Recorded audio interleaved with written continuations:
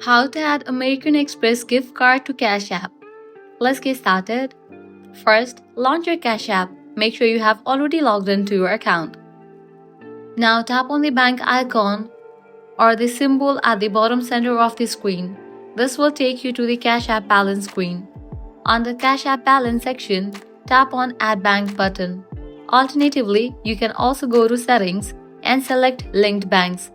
Next, tap on Add a card to add a new payment method. This option will allow you to link a credit or a debit card to your account. Now provide American Express gift card details, 16-digit card number, expiration date, CVV. You may also need to enter the billing address associated with the gift card. If there is no address, you can typically use your personal address or try leaving it blank. After entering the required information, tap Add Card to link the American Express gift card to your Cash App. Cash App may perform a small verification process, such as a $1 authorization charge, which will be refunded shortly.